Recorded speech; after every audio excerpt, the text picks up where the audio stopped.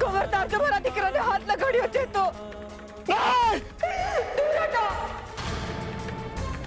ભજનમાં તમે એવા તો કેવા લીન થઈ ગયા કે મારા દીકરાને જીવતે જીવ ખોદી નાખ્યો. ભગત, આ શું કર્યું તમે?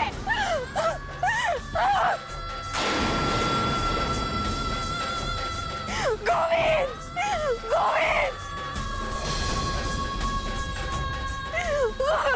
ગોવિંદ.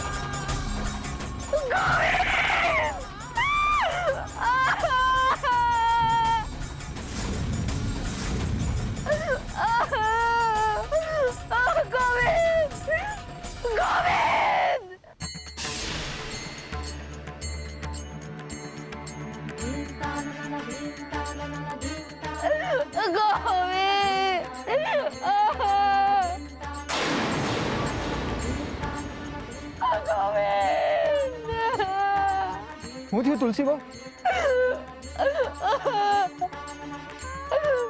મારો ગોવિંદ કઈ બોલતો નથી, હાલતો ચાલતો પણ નથી, શ્વાસ પણ નથી લેતો.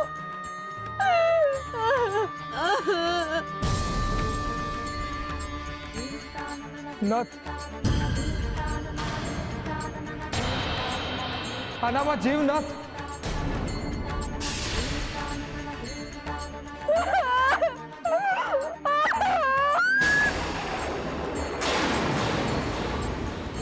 આવું થયું? અચાનક શું થઈ ગયું? આ માણસે કર્યું. મારા દીકરાને જીવતે જીવ કૂદી નાખ્યો.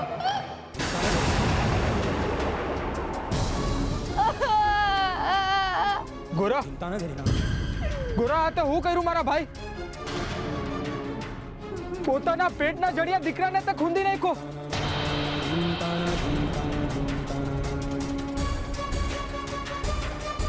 ગોરા, ગોરા, આ તો હું કર્યું મારા ભાઈ?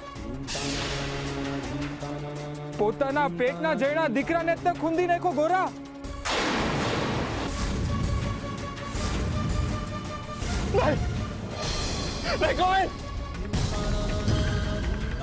ખબરદાર જો મારા દીકરાને હાથ લગાડ્યો છે તો ભજનમાં તમે એવા તો કેવા લીન થઈ ગયા કે મારા દીકરાને જીવતે જીવ ખોદી નાખ્યો. ગોવિંદ,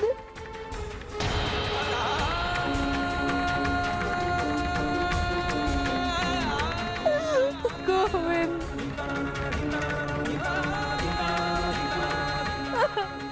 ગોવિંદ, ગોવિંદ, ગોવિંદ.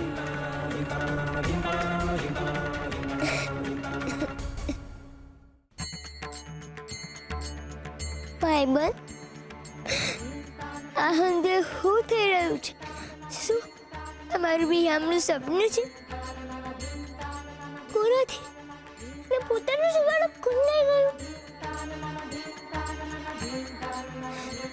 તમે કેમ આવું કર્યું મારી સાથે?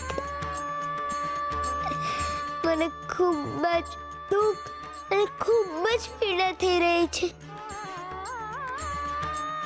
તમે કેમ કર્યો મારી સાથે? કારણ કે ગોરા,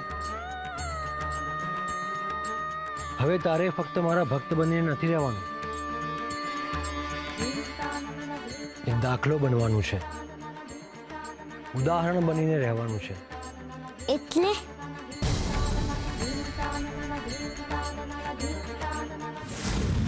શું? પૂજારી બાપા, મને ખબર છે કે આપણા સંબંધમાં તિરાડ પડી ગઈ છે, તોય મને એમ થયું કે આ સમાચાર પૂજારી બાપાને દેવા જ જોઈએ. આ ગોરાબાએ પોતાના જ બાળકને પોતાના પગ નીચે ખૂંદી નાખ્યું છે. એમ કેવી રીતે પોતાના બાળકને ખૂન દઈ શકે માણસ? એમની આદત મુજબ હરે કૃષ્ણ ભજન ગાતા ગાતા, અને ઈ વખતે ઈની બાયડી મારી હારે બાજવા આવી હતી. પત્યું હવે આવશે બે ધણી ધણિયાની જમીન પર. તોય હું છું ને, એ લોકો ક્યાં છે અત્યારે? એ ત્યાં બેઠા બેઠા રોવે છે, અને તુલસી ગોવિંદ એનાથી અલગ જ નથી થવા દેતી બાપા. પૂજારી બાપા, મને તો એવું લાગે છે કે આ શોકમાં ને શોકમાં તુલસીની ડાગરી ચસકી ન જાય.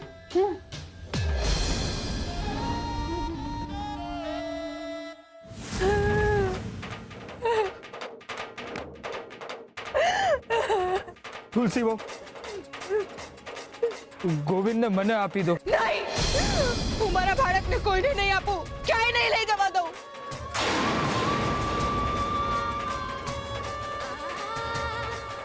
તુલસી બહુ, એનું પ્રાણ પંખેરું ઉડી ગયું છે. હવે એની અંતિમ ક્રિયા તો કરવી પડશે ને. મને ભરોસો છે, મારો ગોવિંદ પાછો આવી જશે.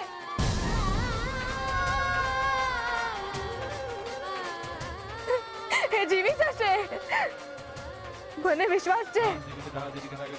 મને ખબર છે, હું એને ઘડીક વાર ઊંઘ આપીશ ને તો એ જીવી જશે.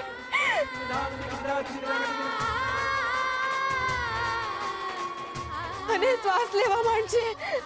તમે બધા દૂર હટો. મારો ગોવિંદ પાછો આવશે તો એને શ્વાસ લેવા જોશે. સકરી કાકી, તમે જ સમજાવો ને તુલસી વહુને.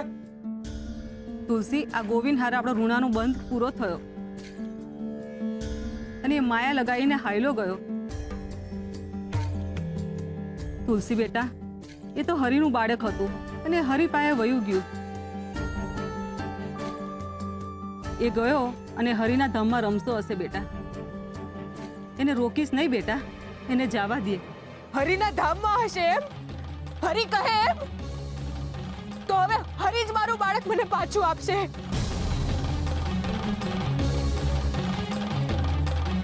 હું મારા ગોવિંદને હરિ પાસેથી પાછો લઈ આવીશ. પાછો લઈ આવીશ. તુલસી બહુ,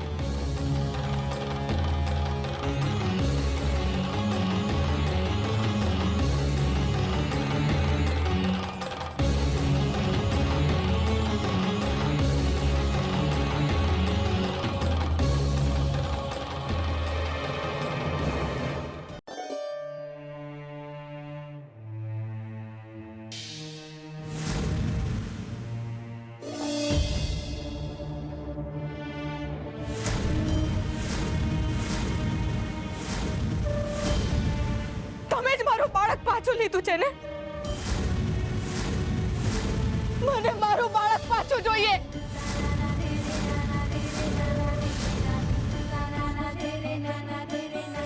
જો એક બાપ પોતાના બાળકને મારી શકતો હોય તો એની મા એના બાળકને પાછું પણ લાવી શકે છે. જ્યાં સુધી મને મારું બાળક પાછું નહીં મળે ત્યાં સુધી હું મારું માથું તમારા મંદિરના પગથિયા કોટ્યા કરીશ.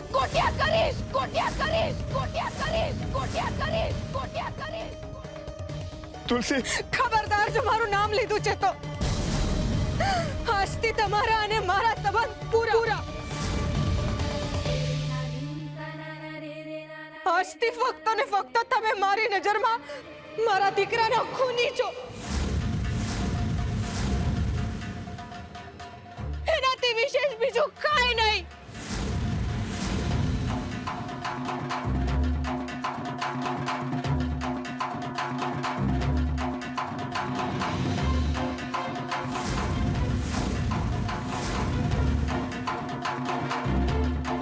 હરે કૃષ્ણ.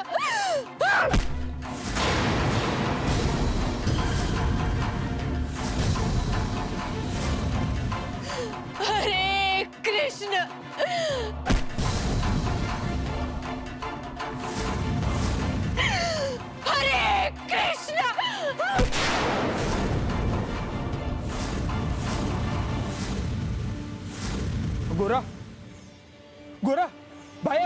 સાંભળ્યું હશે. તુલસી વહુના રોક. અરે કૃષ્ણ,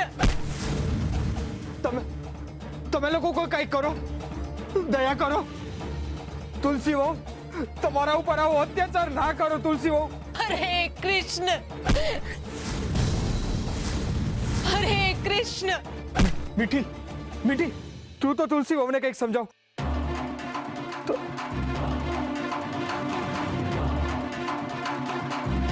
શકરી કાકી હાથ જોડું છું, તમે તો તુલસી વહુને કંઈક સમજાવો. પૂજારી બાપા, તમારા મંદિરના પગથિયા આવું થઈ રહ્યું છે. તમે તો કંઈક કરો. આ રોકો ને તુલસી વહુને. હે ભગવાન, હું શું કરું? તુલસી વહુ, બહુ થયું, હવે બંધ કરો. અરે કૃષ્ણ, શ્રી હરિ નમો નારાયણાય.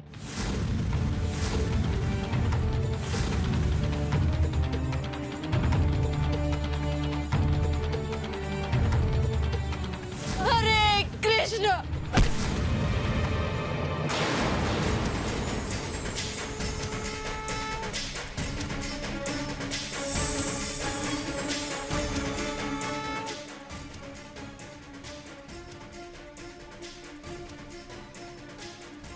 હે માં, આપની ક્ષમા માંગુ છું, મને માફ કરજો.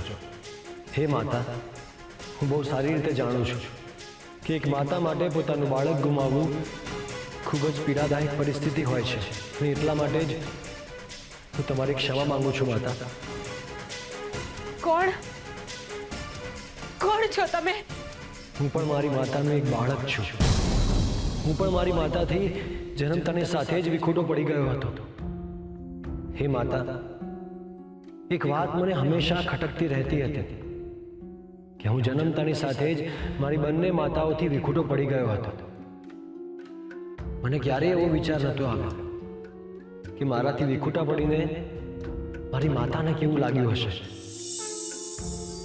પરંતુ મને અત્યારે સમજાય છે કે જેવી લાગણી તમને અત્યારે થઈ રહી છે, એવી જ લાગણી મારી બંને માતાને હું એમનાથી વિખૂટો પડ્યો ત્યારે થઈ હશે. કોઈએ તમારું હૃદય શરીરની બહાર ખેંચી કાઢ્યું હોય એવી પીડા થતી હશે ને તમને? મને કેમ એવું લાગે છે કે હું સાક્ષાત હરી સાથે વાત કરી રહી છું?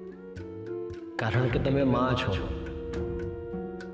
અને માતાને એના બાળકની ઓળખ આપવાની ના હોય, એ તો એના બાળકના પગરવ ઉપરથી જ એને ઓળખી જાય. સાચું કહ્યું ને તુલસી માં?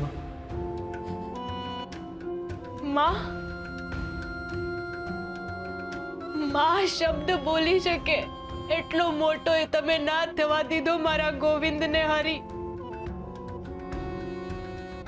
આવું મારી સાથે તમે કેમ કર્યું? હરી, એવું તો અમે કોઈનું શું બગાડ્યું છે? કોઈ દિવસ કોઈની ટીકા કે ટિપ્પણી નથી કરી. તનતોડ મહેનત કરીને અન્ન ખાધું છે, દાન પુણ્ય કર્યા છે, તો પછી અમારી સાથે આવું કેમ?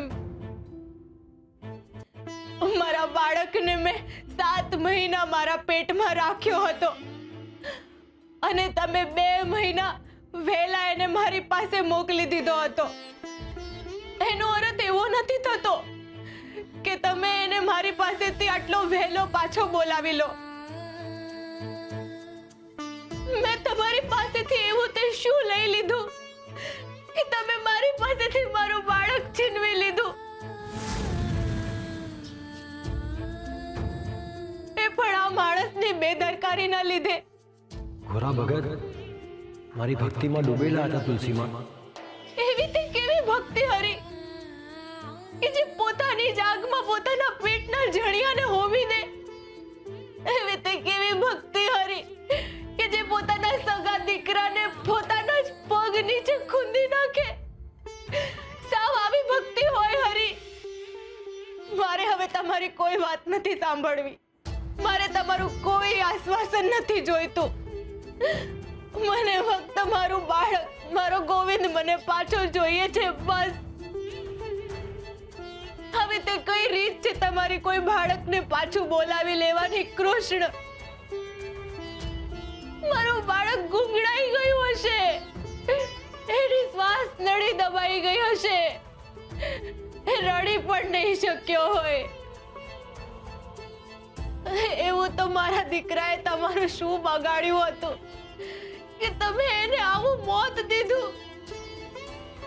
મારા બાળકને આટલી પીડા કેમ? એને કેટલી પીડા થઈ હશે? છેલ્લી ઘડીએ એને મારી યાદ આવી હશે, એનું મન મને ગોતતું હશે, એનું મન પોકારી ઉઠ્યું હશે કે માં, માં મને બચાવી લે, મને બચાવી લે, આ બેદરકાર બાપથી મને બચાવી લે. પણ હું એને બચાવી ન શકી, કારણ કે હું તમારા ભક્ત ગોરા કુંભારનું સ્વમાન મીઠીના પગ નીચે કુંદાઈ ન જાય એ માટે એની સાથે બાજતી હતી. પણ મને ક્યાં ખબર હતી કે એ વખતે મારું માતૃત્વ, મારું બાળક, મારું જીવન એમના પગ નીચે ખુંદાઈ રહ્યું છે. મારા બાળકને આટલી બધી પીડા કેમ? મને જવાબ જોઈએ કૃષ્ણ, મને જવાબ જોઈએ, મને જવાબ જોઈએ હરી, મને જવાબ આપો. તુલસી માં, તમારો ગોવિંદ ગયો પછી એક વાર પણ તમે એનો ચહેરો શાંતિથી જોયો છે? એનો ચહેરો? મારે મારા મરેલા બાળકનો ચહેરો નહીં, મારા હસતા રમતા જીવતા બાળકનો ચહેરો જોવો છે.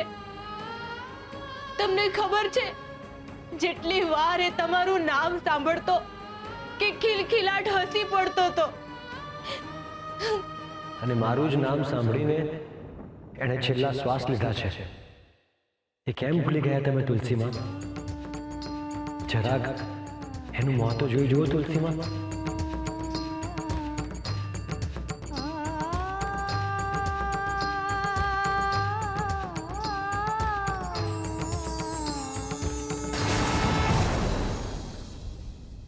મંગળ અમંગળ સદાય બધાને માટે સારું વિચારનાર, ઈશ્વરનો માણસ બનીને રહેનાર અને સાચા હૃદયના માણસ સાથે પણ શું ક્યારેય ખોટું થાય છે? શું એમના જીવનમાં પણ તકલીફો આવે છે? આવો પ્રશ્ન ઘણીવાર થતો હોય છે. પરંતુ આવા સમયે યાદ કરવું કે તકલીફો તો ઈશ્વરને પોતાને પણ આવે છે, ફક્ત ઈશ્વરનું નામ લેનારને જ નહીં. ઘણીવાર ઈશ્વરનું નામ લેતા લેતા પણ દુઃખના ડુંગર નીચે દબાઈ જવાય છે. તો પછી મનમાં પ્રશ્ન થાય છે કે ઈશ્વરના નામના મહિમાનો અર્થ શું છે?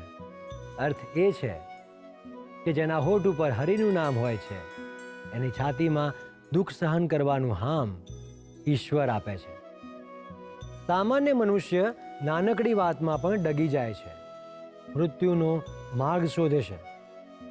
જ્યારે આધ્યાત્મ તરફ વળેલો મનુષ્ય તકલીફોને તક બનાવીને સુખનું સરનામું શોધી જ લે છે. અને એટલે જ કૃષ્ણને કાયમ સાથે રાખવો. અમંગળમાં પણ હરિ મંગળ બનીને આવે છે.